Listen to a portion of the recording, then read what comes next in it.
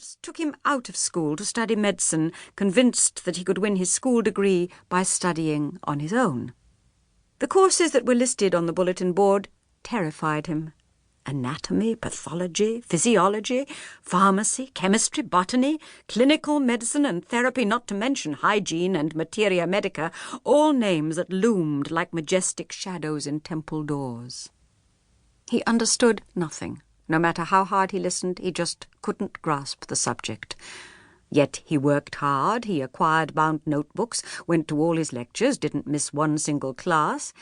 He managed his daily assignment of work like a mill horse who trots around in blinders, unaware of what he is grinding. He prepared unceasingly for his examination. He memorized all the questions beforehand and passed with a decent grade. It was a happy day for his mother. They celebrated with a big party. Where would he practice? In Totes. There was only one old doctor there.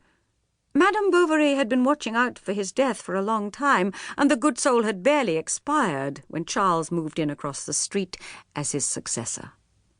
But it was not enough to have raised her son, arranged for him to study medicine, and discovered Totes for him to practice in. He needed a wife. She found him one, Madame Dubuc, the widow of a Dieppe bailiff who was 45 years old and had an income of £1,200. Charles had hoped for better days following his marriage. He assumed he would be freer to choose his own actions and spend his money as he pleased.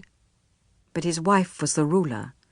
He had to watch what he said and didn't say in public, eat fish on Friday, dress as she prescribed, and harass the patients who didn't pay. She would open his letters, spy on his whereabouts, and listen behind the partition when there were women in the consulting room. And she would end by asking him for some medicine for her health and a bit more love. About 4 o'clock one morning they were awakened by the sound of a horse stopping right at their door. The messenger handed over a letter sealed with a dab of blue wax which begged Monsieur Bovary to come immediately to Les Bertaux to set a broken leg. It was an impressive farm. In the stables over the open doors, big work-horses could be seen feeding leisurely at their new mangers. A large dunghill extended along the length of the buildings. Among the hens and turkeys, 5 or 6 peacocks were foraging on top. The sheepfold was long, the barn high, with walls as smooth as a woman's hand. The yard, its trees planted equidistant from one another, sloped upward, and the gay cackle of a flock of geese came from the pond. A young woman in a blue wool dress trimmed with 3 flounces came to the threshold to receive Monsieur Bovary. Charles went up to the 2nd floor to see the patient. He found Monsieur Rouault in his bed, perspiring under the covers. He was a short, heavy man of 50, with white skin and blue eyes. He was bald on the forepart of his head, and wore earrings. It was an extremely simple fracture, with no complications whatsoever. Charles couldn't have wished for an easier one.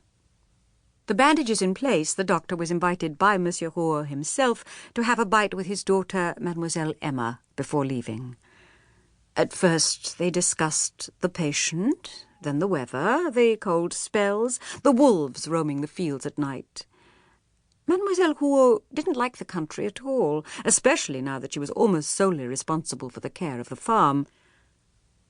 Charles was surprised at the whiteness of her nails. They gleamed cleaner than Dieppe ivories and were almond-shaped. Her hand was not attractive, however, perhaps not white enough. Her real beauty was in her eyes. Although they were brown, they seemed black because of the lashes, and she would look at you frankly, with bold candour. Instead of returning to Les Bertaux 3 days later, as he had promised, he appeared the very next day, then regularly twice a week, not counting the unscheduled visits that he paid from time to time, as if by accident. Everything was going well, the injury was healing properly, and when, at the end of 46 days, old Rouault was seen trying to walk by himself, people began considering Monsieur Bovary a very talented man. Old Rouault said that he wouldn't have been treated better by the most prominent doctors of Yvetot or even of Rouen. During the first weeks that Charles frequented Les Bertaux,